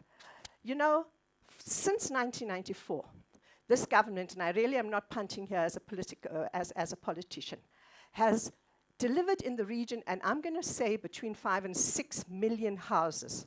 Small houses or housing opportunities, not very big, but throughout the country, I have seen how the difference that this has made to those people living in those 5 million homes. Now, if we say that in each house, there are 5 people living in that home, what does that mean? There are 5 times the 5, we've got 25 million people in a home of some sort. Off the street, with a roof over their head, yes, and water, electricity, or whatever. And I'm asking that, is that such a bad thing? I believe that, look, there were challenges along the way, there still are challenges, but uplifting a country doesn't come from nothing. It takes a long time. And I'm asking you as young people who are there, who are in a very important profession, who are in a position to be able to help communities, to help us to ensure that people out there understand the value of their homes, and they appreciate the fact that they can use that as an asset for their future. Thank you, Program Director. Thank you very much, Julie. Thank you for that input. I see a couple of hands, and we do have a bit of time on our side, so I don't want to kill that energy. So can we take those hands? And I can see it's some of the youth members who are putting up their hands, so we definitely want to hear. 1, 2. Thank you so much.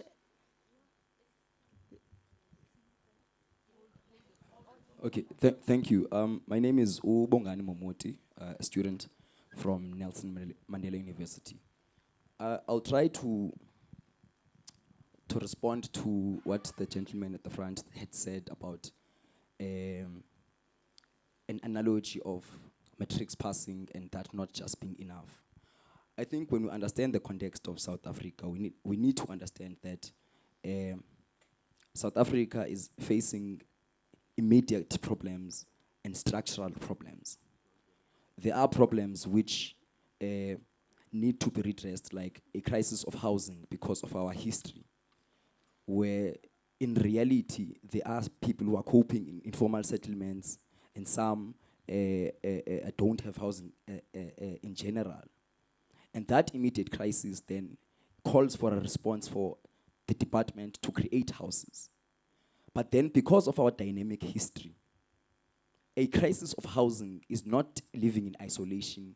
It is a consequence of history and inequality. Then it comes then to the question then, what then is the real a problem? And then what is the position of human settlements? I am with the narrative here of the gentleman who said that the conversation must be beyond of these confines of human settlements and housing. Because the understanding of human settlements from inception when it was created was that it was to provide houses. But then later on, we realized that human settlements, in fact, is the most broad, if not dynamic, sector in the economy. Because human settlements, when we are then to create these houses, these people must have a way to sustain them. There must be service systems from the institutions, like clinics, like schools, like economic opportunities. The environmental aspect of it, while you are redressing all of this, it must be adhered to as well. And the conversation then to say that human settlements must attempt to try and solve this alone, in fact, it is dishonest. This crisis then also outplays within when we are speaking about professionalizing this department, because when you go to Nelson Mandela University and Tshwete, the perception of human settlements there is very narrow. And then it is part and primary of the reasons when we have graduates, the government itself, because of how dynamic human settlements is and the issues are, the Department of Human Settlements does not have a clear understanding of what human settlements is, and therefore it cannot have a space to even absorb these professionals we are speaking about. And I'd also like to try and answer the gentleman who spoke about is the IHSA the right tool to try and come to them to try and reconcile these problems. IHSA is not a council. Prof. Mbanga had said it in the beginning that it is not a council, but it is an institution. Human settlements itself needs a council, a regulatory council that will hold accountable the government, these institutions related to human settlements and housing, perhaps even broader to that, so that they come together, academics and students, so that there is a dynamic, antagonistic, and symbiotic relationship that is ongoing to try and respond to these problems. So if we are going to isolate all of these problems, the discussions we are bringing, the issues, our contributions as I learned, our contributions, in fact, I'm sorry, but they are going to be futile because they are going to be limited. Thank you. Thank you. Thank you. We'll just take one more. We do have the Deputy Minister of Human Settlements who will be joining us virtually next as the speaker. So let's just take one more and then we'll continue with the inputs after that. Okay. Thank you so much. I'm Malishwani Suhume from Mangaung Municipality. I'm working in human settlements in a program FILSP that is responsible for providing assistance, housing assistance to people in the affordable market. So my point is my interest is on the point that was made by a lady from UN Habitat on borderless access to finance, housing finance. I'm saying this because it is true that since 1994, the government has been assisting so much in providing assisted housing in the form of BNG houses. But what has been lacking is providing housing for the affordable market. And it is true, yes, that people are working, but the problem is affordability. That even if people are working, the product is so expensive that they are unable to buy houses for themselves. So this issue of borderless access to finance or financing housing, I think it will come very handy in assisting people in that market. So I'm just interested in how is it going to take shape? How is it going to look like? Will the government be the one interacting with other countries in getting that access to housing, or it will be individual? How is it gonna work? I'm very much interested in that. Thank you so much. Thank you very much. We'll definitely have the opportunity to explore that. I'm going to put a pause, if you don't mind, on the questions. We still have the rest of the day to engage. And really just to take the opportunity to welcome our Honorable Deputy Minister of Human Settlements, who will be joining us virtually, Minister Tshwete. Thank you very much.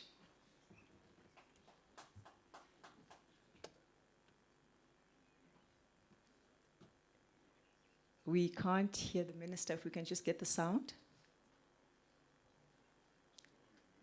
Mayor Councillor Mxolisi Siyonzana, Chairperson of the Institute of the Human Settlements Practitioners South Africa, Professor Sijekula Mbanga, board members of the Institute of the Human Settlements Practitioners South Africa, all academics, representatives of civil society, government officials, students, ladies and gentlemen. With me from the department, I have Monwabisi McLean, Chief Director, Stakeholder and Intergovernmental Relations. I just want to start by saying it is a great honor to be afforded an opportunity to reflect on the journey that we have traveled as the country to undo the injustice of the past. It is a journey that has its challenges. Equally, it is a journey that has yielded positive results. Collectively, we can look back at the strides we've made together and through the delivery of over 3 million housing units. We have transformed millions of households' lives. The theme of this seminar, Housing for All in South Africa, from segregation to integration of sustainable in a post-apartheid, forces us to go back and make the evaluation of the post-apartheid housing delivery and the country. We come from a history where housing allocation was done according to the colour lines from the first Housing Act of 1920 and subsequent housing policies. Geopolitics played a role in determining where people live. This meant that Blacks, Africans, were kept away from neighborhoods close to the city and the city itself. This lack of access to the city meant lack of access to economic activities. The majority of people had to rise up early in townships to go to work and come back home late at night, only to repeat the cycle over and over again. Women were further segregated in a double-edged sword, being Black and female. Housing allocation favored men in line with patriarch system. I am tracing this history to illustrate the transition that this government has had to contend with. The changes of policies, and more importantly, the implementation of these policies have not come easy. Over the years, we come up with programs aimed at reversing the apartheid spatial plan. These include social housing, finance-linked individual subsidy program, or Help Me Buy a House and fully subsidized housing program known as Breaking New Ground, that is BNG. Some of the projects we have delivered are located in strategic areas.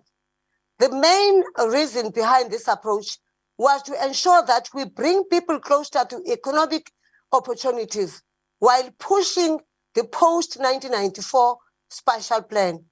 The delivery of qualifying citizens across the approved national housing programs through the Department of Human Settlements has over years responded and continues to respond to the housing needs of distressed housing holders.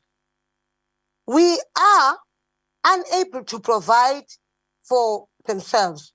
Those that are unable to provide for themselves, we make sure that we come in the fore so that we could assist.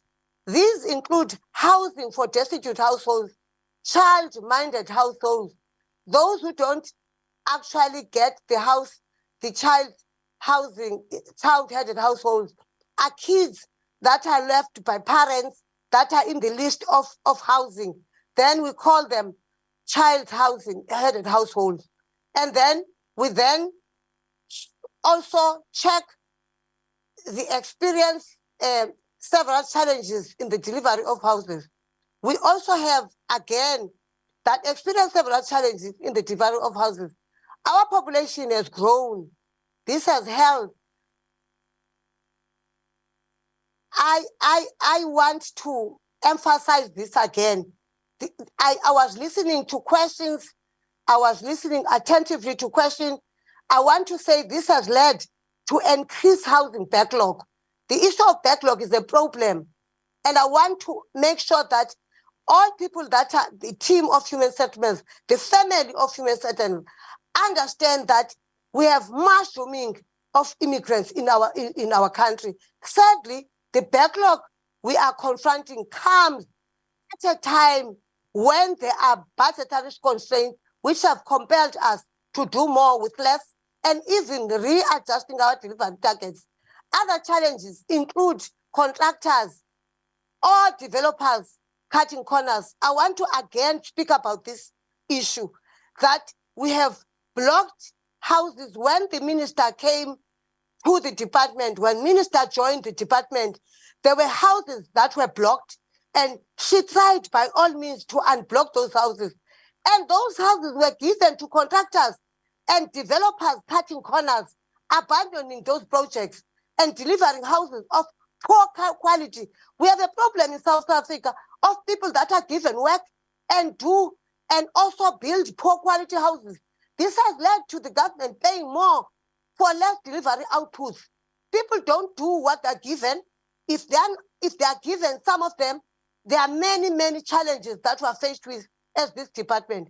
Furthermore, within the construction sector, human settlement developments are at the center of government's priorities to alleviate poverty, reduce inequality, and address unemployment challenges. Our stimulus to the economic reconstruction and recovery plan is expressed by the extent of our grant funding framework, diverse subsidy instruments, creation of employment opportunities, and targeted investment through the priority development areas.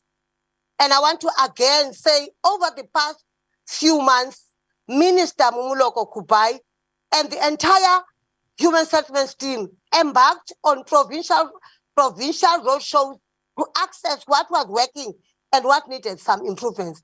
I was part of those roadshows. What came up sharply was the need to work as a team, including private sector and academia to deliver more housing units on time and within budget. And we've had that problem, colleagues, of people that are given and who are being blamed sometimes to say we're not giving people work to do, and some that are given work to do, they don't finish the work and disappear. It's a process now to chase these people where they are. What are they doing? What is the cause of abandoning this housing? In our quest to the increased housing delivery, we recently convened a human settlements indaba and exhibition to collectively respond to South Africa's housing demand. We did that in Durban, KwaZulu-Natal, under the theme Transforming Human Settlements Environment through accelerating planning, implementation, and public-private partnership. The indaba that we had in Durban aimed at mobilizing private investors, academia, NGOs, and traditional leaders to partner with government to accelerate the delivery of sustainable human settlements across the country. That we did in Durban, in line with the current administration pronouncement and 2019 to 2024 medium term strategic framework, the MTSF, on the importance of transforming human settlements into well-functioning socially and economically integrated places. The Indaba cemented our relationship with the sector stakeholders.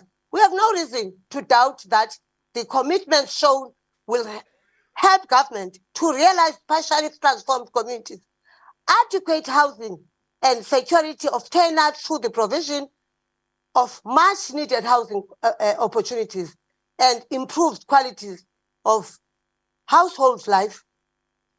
And at that time during Indaba, we all agreed that our sector does not only respond to social issues, but also contribute to economic development as we build houses and restore dignity of our people through the provision of decent shelter.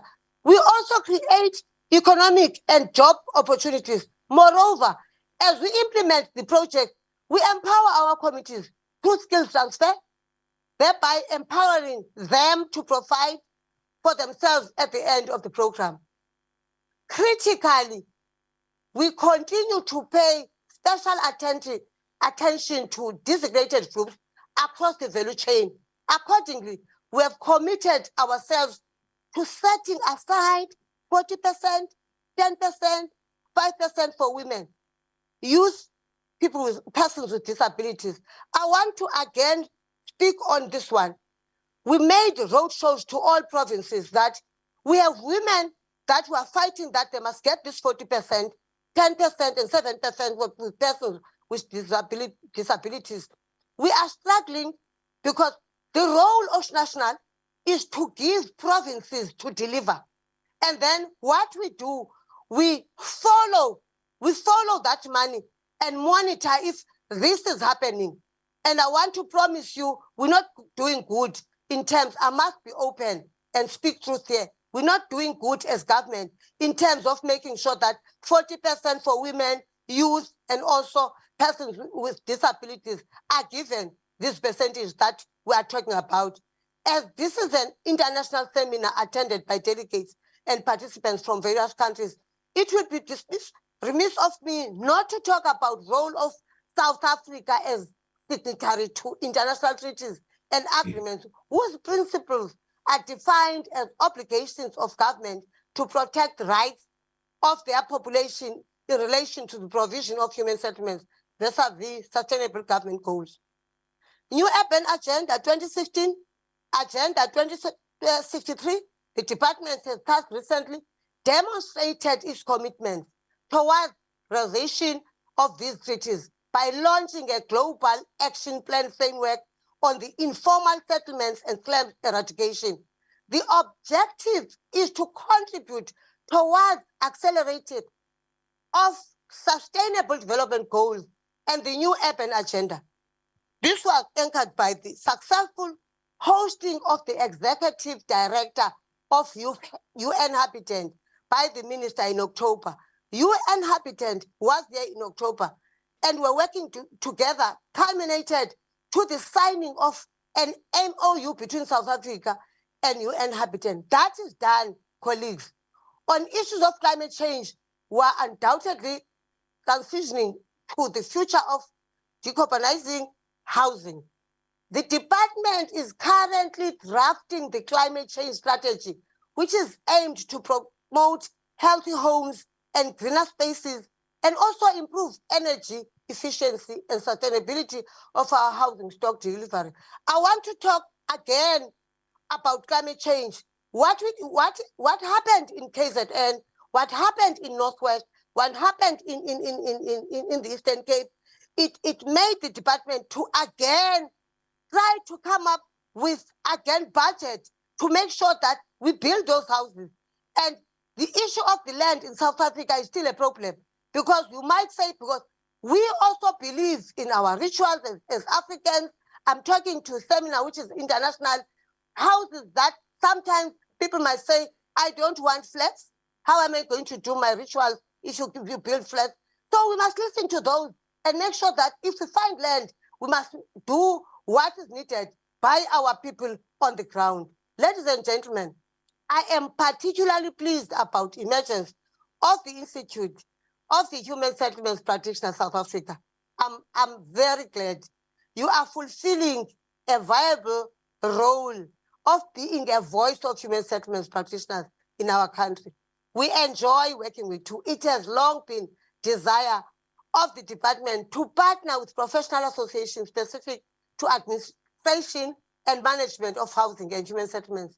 And again, it is my considered view that if we'll be providing a long-awaited bottom-up response to the need of housing and professionalization of the human settlement sector, your emergence comes at a time when the government has been clarifying its position on the urgent need to professionalize the state.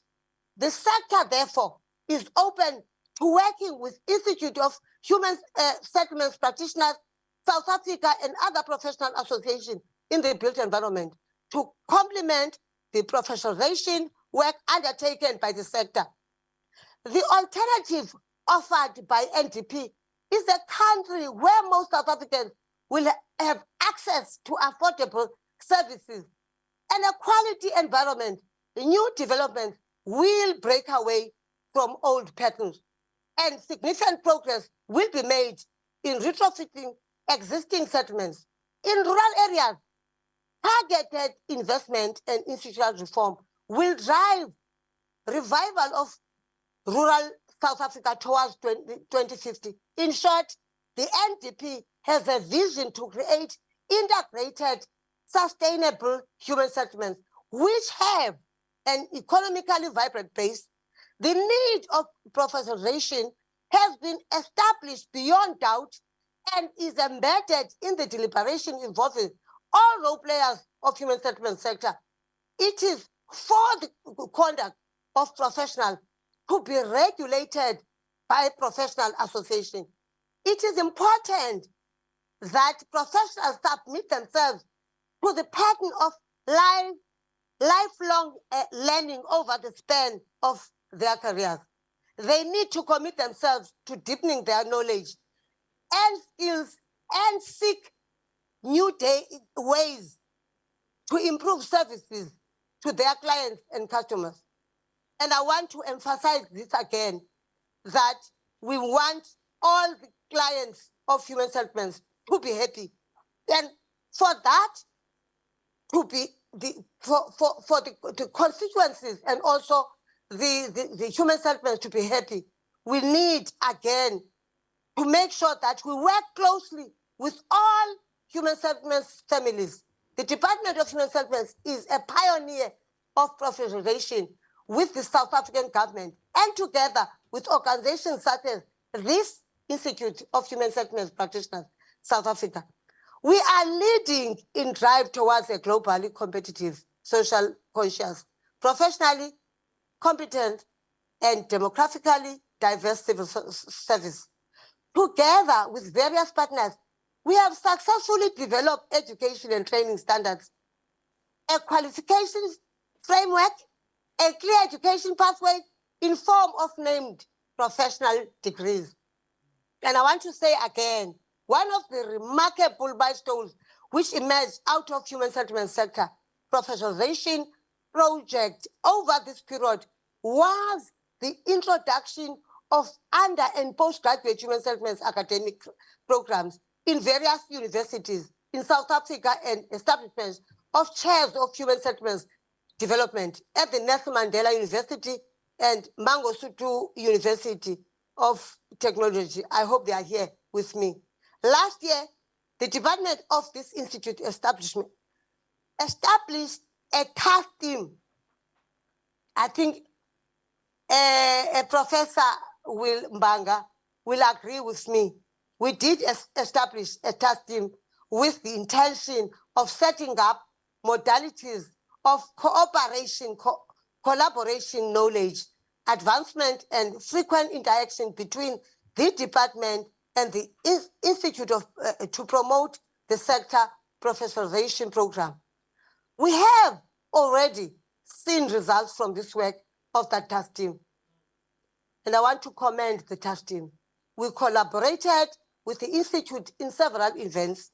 Together, we launched a national student chapter at Fort Hare University last year. We supported the National Students Conference in 2019. Also, the students, they will attest to this because it was 2019. I supported the provincial roadshow the Institute undertook across the country this year, and we did that as department. The department is also aware of the plight of unemployed housing and human settlements graduates, and understand that students and young professionals' deepest desire is to contribute towards far-reaching social change in local communities through provision of sustainable human settlement projects. I want to go back to what I've said again, that the majority, we want to agree in this seminar. We still have many of graduates that are sitting at home and they're asking questions. Why did you give a scholarship and then you don't, take us to the department? The problem is, I want to make an example, Professor. If you talk about 1,000 or 120 in the whole South Africa students, definitely it's not possible that you will have those posts in the department. But what is important that having a skill is a student can be able to get a job somewhere. A student can be able to open up a business, and also this is why we're fighting for this 10% set aside and 40%, because that's where the students can actually get projects to be done, because they have skills, they've studied. Why are they not given this money? And we want to make sure we're not quiet. We are making roadshows to all provinces, municipalities, and make sure that they implement what was pronounced by the President, Cyril Ramaphosa. This can only happen if they find opportunities to contribute within local municipalities, provincial government sector entities, sector NGOs, social housing organizations, and the numerous private sector companies we rely on to build houses. If that can happen, it will mean our students will also get and contribute their skills and make sure that they get business from our municipalities, because we give money to municipalities to build houses.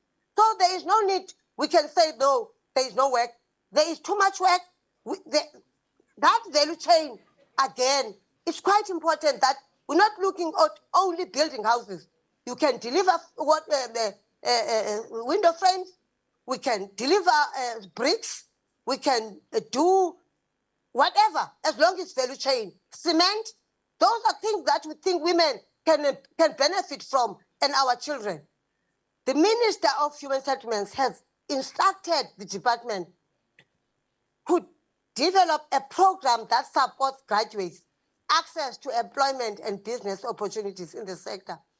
I'm informed that the department has already started to engage various employment initiatives. I want again to say the reason why I mentioned those people that are coming from the department, because we give them mandate to do the work, and questions must be directed to them to say, how far have you gone in terms of what I'm telling my colleagues, including development of human settlements, graduate development. That the department is saying they are doing it. They, I mean, the social, the official, ministers and deputy ministers must make sure that things happen. We make sure that if you give your money, use it. And what we do not want again is when the money is not utilized by municipalities and go back to treasury. We are fighting that as the department. As a collective, we must put our shoulder to the wheel and do everything in our power to redress the pre-1992 Special Plan. As we look forward to celebrating 3 decades of free democratic South Africa, we should envision the society that lives in security and comfort, a society that has been freed from disaster. The past 28 years have shown that it is possible if we work together to change the lives of our people for the better. And I do want to say it is possible.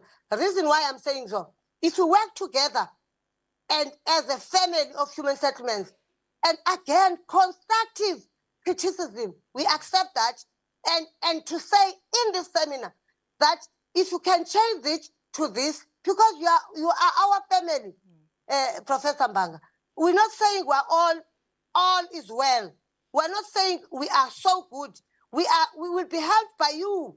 We'll be helped by NGOs. That is why it is important to work together. And finally, I wish you all well in your deliberations over the duration of the next 2 days. And again, I do want to say the officials that are here that have questions, that if you have questions, make sure that they answer those questions. I'm also here. I enjoy working with the Institute. We enjoy work. That is why we had that exhibition in Durban. We can't do the work alone as government. It's impossible. We must be helped by you.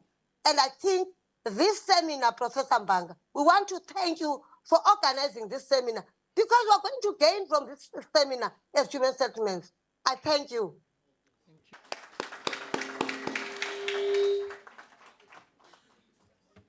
Thank you very much, Minister.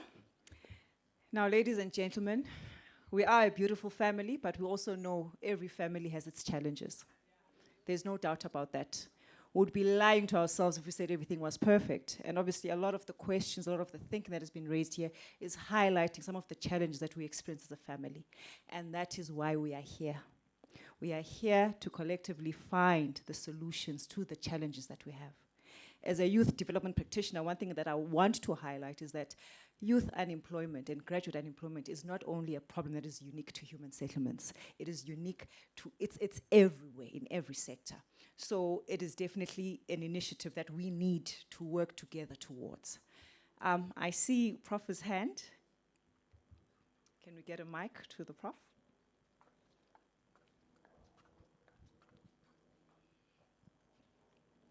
Thank you, Prof. Thank you very much, Ms. Kwakweni, Program Director. I just wanted to stand first because I'm not sure if the Deputy Minister will be staying with us for quite too long.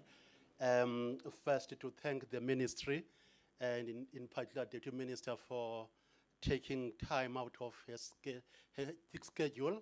We are aware that there are other programs happening in the sector at this point in time, both in the sector but also in the level of the presidency that require the resources to be dispersed at their level to those engagement. I just wanted to make just a few that first on behalf of the Institute of Human Settlement Practitioners to thank the Deputy Minister and the Minister for making time for this. But in particular for thanking Deputy Minister Tshwete for the guest lecture that you have delivered in this international seminar around the histories and the transitions of housing and human settlement programs in South Africa. I think the students, maybe the graduates who are continuing with human studies, might find value on that one. We were discussing that with Julie in the evening, the need for that. Because if you want to resolve today's problems and forge into the future in terms of just and resilient cities and human settlements, we need to also understand how South Africa came to where it is in terms of the capital-based housing subsidy scheme that it embraced and how it is dealing with issues of space in this manner. So the Deputy Minister was beginning to offer an international lecture on that respect. Thank you very much for that. I'm not taking over your role, Program Director, but I want us to confirm a few things that the Deputy Minister has made already, I think, for the purpose of this seminar and IHSP.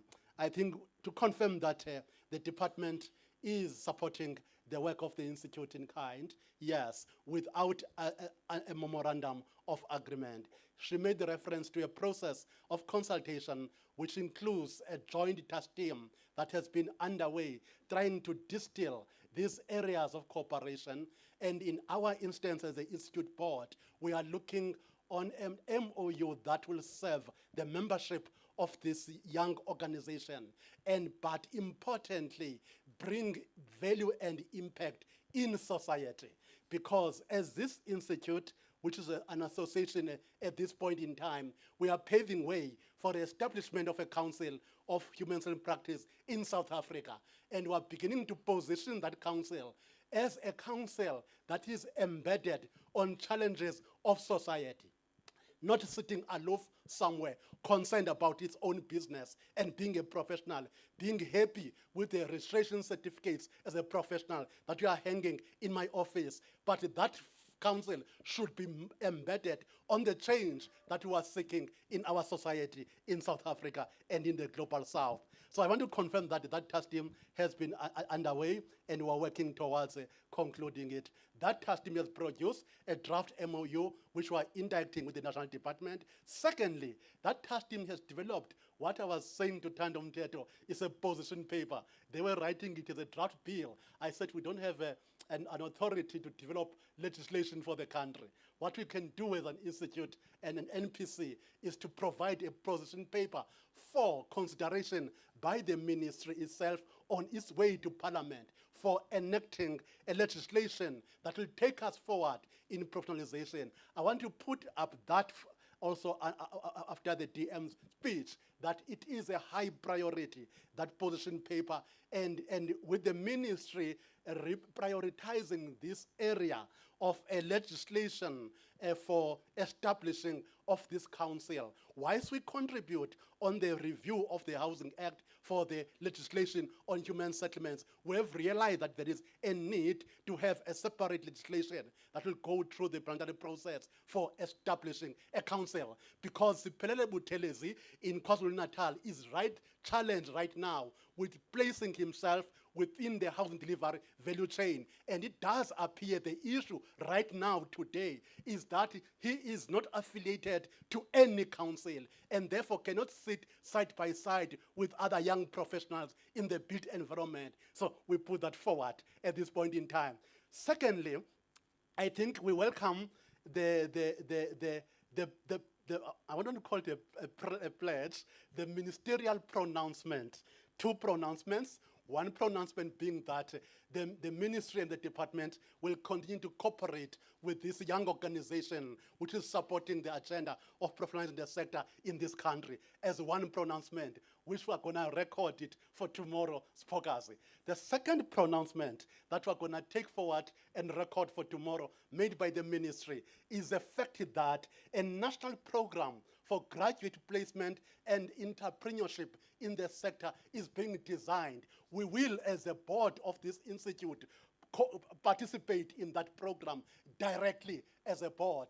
That program, we will be participating in it. I may confirm that there has been some consultations by the national department's unit responsible for that strategy with universities that offer the qualifications. We are going to be taking that as a key program to work with the national department and the ministry. I take that already as a pledge of cooperation, which we'll be taking into the MOU with the national department. But for us, that matter is very urgent and we'll be pursuing it. We are interested also on the issue of graduates being active in the economy and that they create employment rather than being employed. But we also do believe that they must still undergo some level of training through internship, which is a function of graduate placement for them to be ready.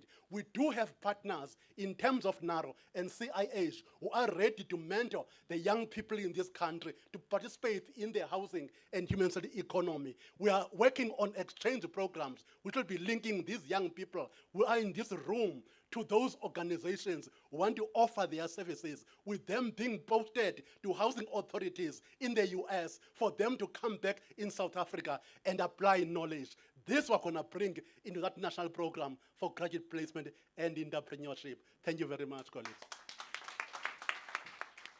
Thank you very much, Prof. And ladies and gentlemen, that brings us to the end of the opening session for the morning. We will take a leg break. We do have coffee and tea that is available at the back. And may I please invite you to be back in the room at 11:45 so that we may prepare for our very first plenary session for the day. Thank you very much, ladies and gentlemen. Thank you for allowing me the opportunity to hold space for you. Thank you very much.